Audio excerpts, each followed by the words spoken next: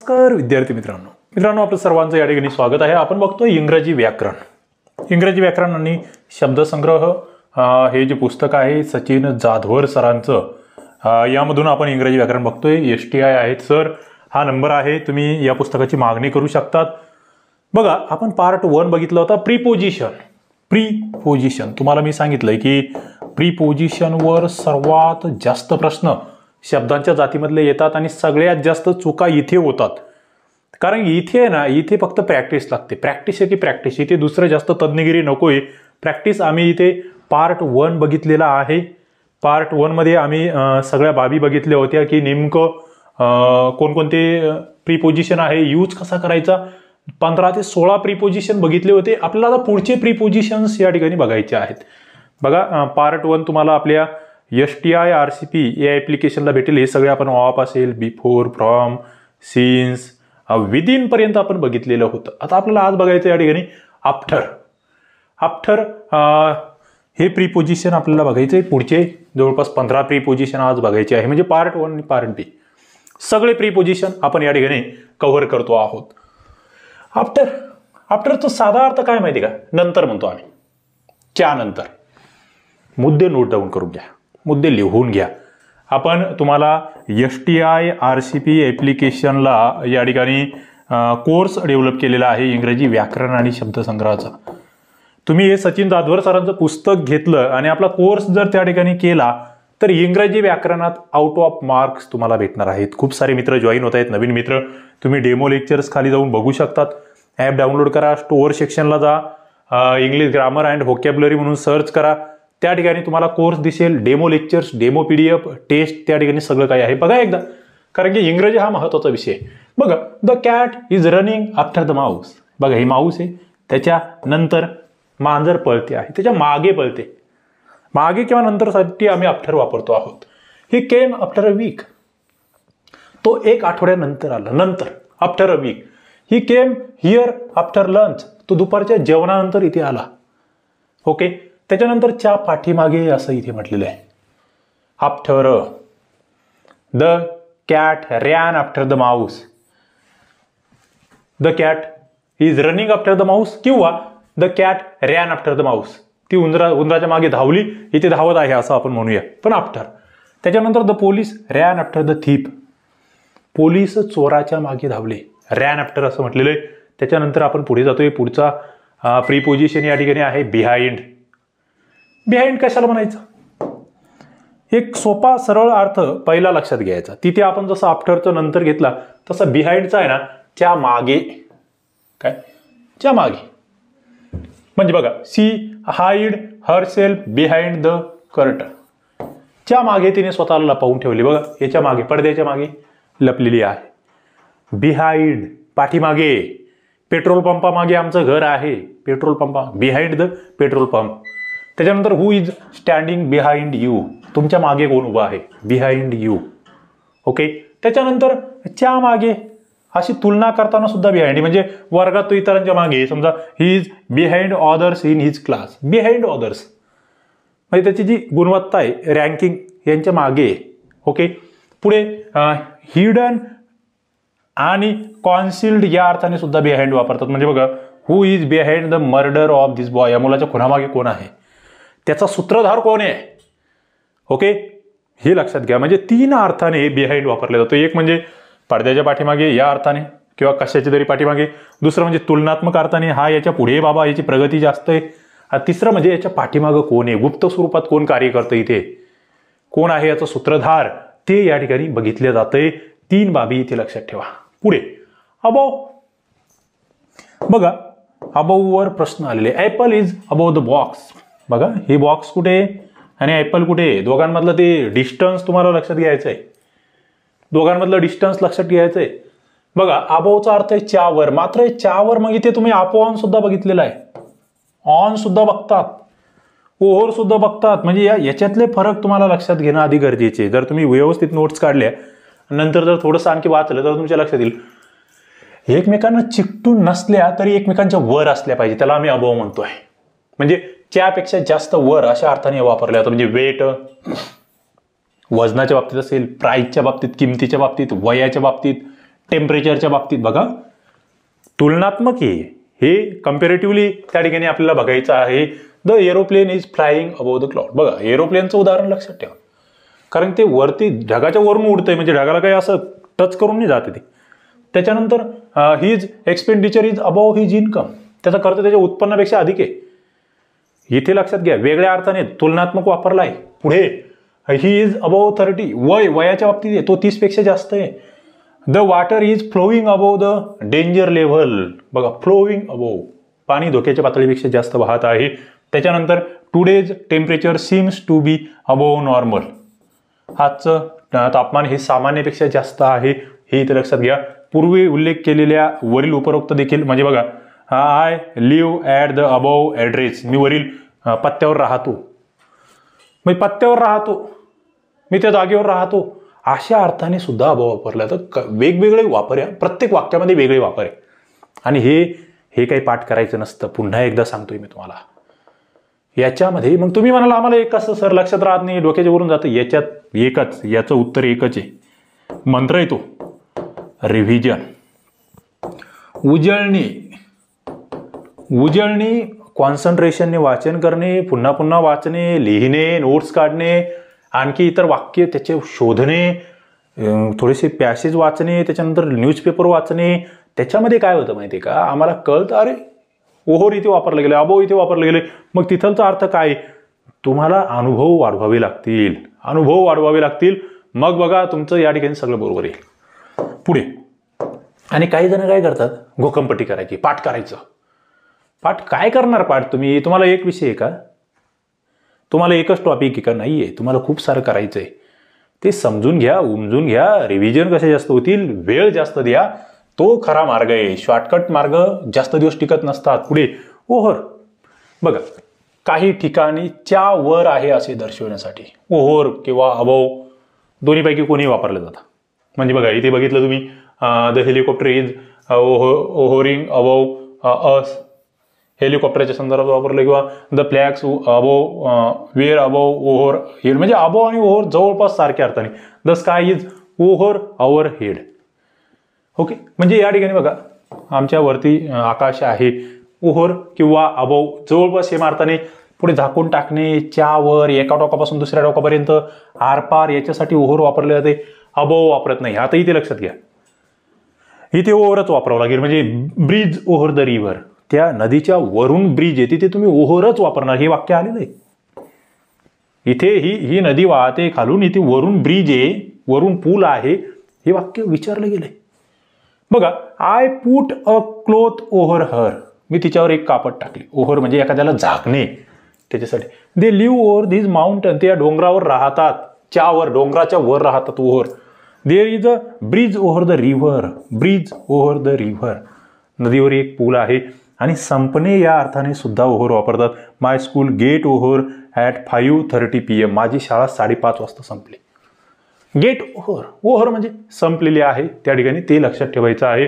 पुढे बघा बी साईड आणि बी साईड्स दोघांमधला फरक थोडक्यात फक्त एका वाक्यात लक्षात ठेवायचं. म्हणजे फक्त माझं म्हणणं इथे फक्त अर्थ माहीत असलं पाहिजे. बी साईड आणि बी साईड. बी साईड म्हणजे काय माहिती का, एखाद्याच्या जवळ, एखाद्याच्या बाजूला. आणि बी साईड्स म्हणजे त्या व्यतिरिक्त, त्याच्याशिवाय वेगळं काहीतरी. ओके, इथे बघा table by side the chair. म्हणजे इथे हा टेबल आहे, चेअरच्या बाजूला, त्याला आम्ही बी साईड म्हणला. ओके, बी साईड म्हणजे बाजूचं, त्या ठिकाणी म्हणतोय आम्ही there is a table by side the chair. My house is located by side the temple. माझं घर मंदिराच्या बाजूला आहे, बी साईड द टेम्पल. पत्ता सांगताना आम्ही असं म्हणू शकतो, बरोबर. बी साईड, जसं बिहाइंड आम्ही वापरला पाठीमागेसाठी, इथे बाजूला म्हणून आम्ही बी साईड याचा वापर करू शकतो. आता बी साईड्स म्हणजे काय, भर घालायची, त्याच्या व्यतिरिक्त दुसरं काहीतरी दाखवायचंय. Besides. Besides a book he has a pen. Besides म्हणजे पुस्तका व्यतिरिक्त त्याच्याकडे पेन सुद्धा आहे. Besides. Besides a book, पुस्तकाच्या व्यतिरिक्त. पुढे I have a car besides a motorcycle. माझ्याकडे मोटरसायकलच्या व्यतिरिक्त कार सुद्धा आहे. बी साईड्स म्हणजे त्यापेक्षा जास्त आणखी काहीतरी माझ्याकडे आहे, ते दाखवण्यासाठी बी साईड्स आम्ही वापरतो. पुढे अलॉंग, च्या कडेने, च्या बरोबर, पॅरलल म्हणतोय आपण, त्या अर्थाने अलॉंग वापरले जाते. काय याच्यामध्ये he is walking along the road. तो रस्त्याच्या कडेकडेने चालतोय बघा, वॉकिंग अलॉंग द रोड, रस्त्याच्या कडेने आम्ही चालतोय, त्याला आम्ही वॉकिंग अलॉंग हा शब्द वापरणार आहात. त्याच्या कडेकडेने, त्याच्या बाजूने. She walks along the bank of the river, ती नदीच्या काठाने फिरते आहे. अलॉंग म्हणजे काठाने, कडेने, आम्ही त्याला अलॉंग वापरतो आहोत. पुढचा या ठिकाणचा शब्द आहे, प्रिपोजिशन आहे अक्रॉस. बघा मित्रांनो, इथे सचिन जाधवर सरांचं हे जे इंग्रजी व्याकरणाचं पुस्तक आहे ना, हे चांगलं काय किंवा मी तुम्हाला हे रेफर का करतो हे तुम्हीच बघतायत. इतक्या सोप्या पद्धतीने एवढे चित्र, मला तुम्ही एमपीएससी किंवा स्पर्धा परीक्षेचं दुसऱ्या पुस्तकाचं नाव सांगा की चित्रात्मक स्वरूपात, बघा एमपीएससीचं म्हणतोय मी तुम्हाला किंवा स्पर्धा परीक्षेचं म्हणतोय, सरळ शिवेचं म्हणतोय, चित्रात्मक स्वरूपात इंग्रजी व्याकरण शिकवणारं पुस्तक कोणतं आहे व्याकरण आपल्या मार्केटमध्ये? एकमेव पुस्तक आहे, एकमेव पुस्तक आहे. आणि ते मग काय होतं, हे जे चित्र आहे ना, हे चित्र आम्हाला सोपे जातात. हे लक्षात राहील तुमच्या की अरे हाऊस अक्रॉस द रिव्हर, इथे इथे नदी आहे त्याच्या बाजूला हाऊस, हे चित्र आहे ना, चित्र आपण जे फक्त वाचतो त्याचे चित्र हे 10 पट वेगळे जास्त लक्षात राहतात आपल्या, ते लक्षात घ्या. अक्रॉसच्या पलीकडे, विरुद्ध बाजूला, म्हणजे my brother lives across the river, माझा भाऊ नदीच्या पलीकडे राहतो. Let us sail across the sea, आपण समुद्र ओलांडूया. अक्रॉस ओलांडणे, पार करणे किंवा च्या पलीकडे, इकडून तिकडे, from one side to another. Across a bridge is laid across the river, नदीत एक पूल घातला आहे.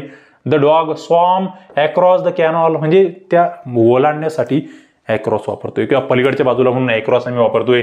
अचानक भेटणे, come across, when I was going to school I came across Mohan, जेव्हा मी शाळेत जात होतो तेव्हा मी मोहनला भेटलो. म्हणजे असं जाताना एखाद्याची भेट झाली ना, तुम्ही बघितलं अरे हाय हाय बाय बाय, जातोय तुम्हाला क्रॉस करतोय, आपण म्हणतो ना त्याने मला क्रॉस केलं, त्याला म्हणायचं अक्रॉस. काय तुम्हाला भेटला ना, क्रॉस झाला म्हणजे अक्रॉस झाला, असं त्या ठिकाणी लक्षात ठेवू शकता तुम्ही. पुढे अगेन्स्ट, बघा अगेन्स्ट महत्वाचं आहे नावात. म्हणजे पहिलं काय माहिती का, अगेन्स्ट म्हणजे आम्हाला विरुद्ध माहित असतं किंवा विपरीत परिस्थिती, एखादी चांगली परिस्थिती नाहीये त्याला आम्ही अगेन्स्ट म्हणतो. It is difficult to sail against current, लाटेविरुद्ध नाव चालवणे कठीण आहे. It is difficult to sail, SAIL, sail against current. Let us fight against corruption, चला भ्रष्टाचाराविरुद्ध लढू. Fight against corruption. त्याच्यानंतर ला टेकून किंवा ला चिकटून या अर्थाने अगेन्स्ट वापरतात. बघा there is a ladder against the wall, भिंतीला टेकून एक शिडी आहे. Ladder against the wall. पुढे the ship ran against a rock and sank down, जहाज एका खडकाला धडकले आणि बुडले. अगेन्स्ट म्हणजे खडकाच्या विरुद्ध धडकतंय ते, खडक समोरून आलाय, जहाज इकडून गेलंय. ओके, ते लक्षात घ्या. पुढे अमंग, अमॉंगस्ट, अमिड आणि अमिडस्ट, बघा 4 शब्द एकाच अर्थाने वापर आहे. आम्हाला माहित असले पण आम्हाला अमंग माहित असतं की अनेकांच्या मध्ये, बिटवीन म्हणजे दोघांच्या मध्ये, आणि अमंग म्हणजे अनेकांच्या मध्ये. पण हे अमॉंगस्ट, अमिड, अमिड्स, बघा अमंग च्या मध्ये अर्थाने कसा वापरतो. देर is a house among trees, झाडामध्ये एक घर आहे. ओके, म्हणजे विविध अनेक झाडं इकडे, 1 2 नाहीये, अनेक झाडं त्याच्यामध्ये एक घर आहे. Among trees, there is a house among trees. पुढे Salman is standing amid the crowd. Amid, Salman गर्दीमध्ये उभे. आता इथे आम्ही अमंग सुद्धा वापरू शकलो असतो. अमंग अमिड एका अर्थाने च्यामध्ये वाटणे या अर्थाने सुद्धा. बघा distribute these apples among those 3 girls. Among म्हणजे 3 मुलींमध्ये सफरचंद वाटून घ्या. 3 या 2 पेक्षा जास्त लक्षात घ्या. He distributed his property among the poor, त्याने आपली संपत्ती गरिबांमध्ये वाटली. अमंग म्हणजे गरीब, अनेक लोक आहे. द पुअर म्हणजे अनेक गरीब लोक. त्याच्यानंतर ही डिस्ट्रीब्युटेड द चॉकलेट्स अमॉंगस्ट अस. बघा अमॉंगस्ट, ओके, अनेकांमध्ये त्याने वाटणी केली. वेगवेगळ्या अर्थाने 3ही शब्द जे वापरले जातात अनेकांच्या मध्ये, म्हणून हे वापरले जातात. पुढे बघा बिलो, हा सुद्धा महत्वाचा शब्द आहे. प्रीपोजिशन आहे बिलो, ही प्रीपोजिशन. तुम्हाला हे आधी आहे ना चित्र बघायचं, आधी सोप्याकडून कठीणाकडे जायचं. आधी चित्र बघायचं. लॅम्प बिलो द टेबल, टेबलच्या खाली येतो, चिकटून नाही हो, खाली आहे निवांत, त्याचा तो विजतोय, हे जळतोय म्हणूया आपण त्याला. ओके, विजल किंवा जळेल पण तो खाली आहे. बिलो द टेबल म्हणजे च्या खाली. क्रमाच्या बाबतीत सुद्धा म्हणू शकतो आपण, म्हणजे फिजिकल कॉन्टॅक्ट नसतो हा मुद्दा आधी लक्षात घ्या. बिलो मध्ये फिजिकल कॉन्टॅक्ट नाहीये, खाली असा टेकून नाही येतो की बाबा असा खालून लावलाय बल्ब याला POPला खालून, तसं नाहीये, तो खाली आहे निवांतपणे. बघा I place the lamp below the table, मी टेबलाखाली दिवा ठेवला. He leg his defective below the knees, त्याचा पाय गुडघ्याखाली दोषपूर्ण आहे. बघा आता इथे थोड्या वेगळ्या पद्धतीने बिलो, गुडघ्याच्या खालचा पाय जो आहे ना त्याला बिलो वापरला यांनी, म्हणजे तो लागू नये गुडघ्याला. त्याच्यानंतर लेव्हल सांगण्यासाठी सुद्धा आहे. शी इज बिलो 16, तिचे वय 16पेक्षा कमी आहे. Children below 14 are not allowed here, 14 वर्षाखालील मुलांना इथे परवानगी नाहीये. बिलोचा वापर पदाला न शोभणारे, कमी लायकीचे या अर्थाने सुद्धा होतोय. बघा this work is below my dignity, हे काम माझ्या प्रतिष्ठेच्या खाली आहे. बिलो म्हणजे त्या ठिकाणी खाली या अर्थाने वापर होतो आहे बिलोचा, हे इथे लक्षात घ्या. बिलो महत्वाचं आहे. पुढे बिटवीन तर मला वाटतं अनेक वेळा आलेलं हे प्रीपोजिशन आहे. बिटवीन आणि अमंग मधला फरक लक्षात घेता आहे, सोपा आहे. तुम्हाला माहिती आहे की दोनच व्यक्ती असेल तर हे येईल इथे की म्हणजे फक्त दोन घटकांमध्ये जर तुलना असेल ना किंवा दोन घटकांमध्ये जर शब्दप्रयोग असेल तर मग हे दोन घटक लक्षात ठेवायचे बिटवीनसाठी. दोन घटक बिटवीनसाठी लक्षात ठेवायचे.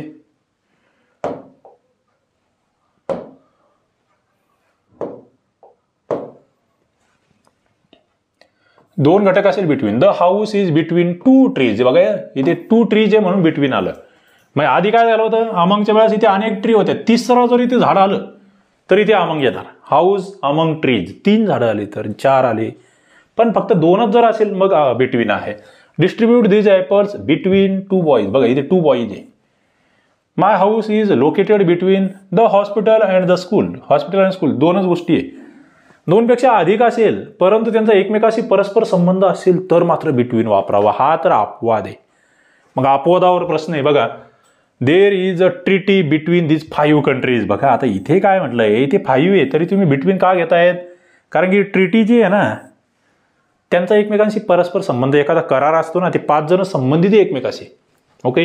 देर is an alliance between this 4 companies, alliance आहे इथे सुद्धा काय भागीदारी आहे, काहीतरी एकमेकांबरोबर त्या ठिकाणी युती आहे. तिथे सुद्धा पक्षांच्या बाबतीत सुद्धा तसं जर आलं तर बिटवीन हे लक्षात ठेवा, हे फसवेल. आतापर्यंत वरचं वापरून झालंय ते सोपं होतं पण हे इथे गोळ होईल. पुढे बिटवीनच्या नंतर नेहमी अँड हे कंजक्शन असते बघा. बिटवीन 10 AM अँड 4 AM, इथे 2 वगैरे काहीतरी देण्यात येईल तुम्हाला, नाही जमणार. अँडच बिटवीनच्या नंतर जर असं दोघं वापरले गेले, बघा इथे या सगळ्या ठिकाणी अँड येतोय.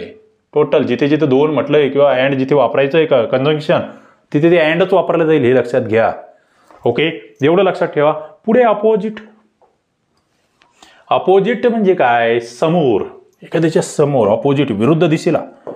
समोर म्हणजे काय म्हणतो आम्ही, विरुद्ध दिशा. मग इथे बघा Mohit is sitting opposite to Rohit, Mohit रोहितच्या समोर बसलाय. There is a bus stand opposite the school, शाळेच्या समोर बस स्टँड आहे. This house is opposite to ours, त्याचे घर आमच्या विरुद्ध बाजूला आहे. ओके, इंटरेस्टिंग आहे, महत्वाचं आहे. पुढे ड्युरिंगचा वापर च्या दरम्यान ड्युरेशनसाठी करतो आम्ही. ड्युरेशन म्हणजे काय, कालावधी. या कालावधीपासून त्या कालावधीपर्यंत.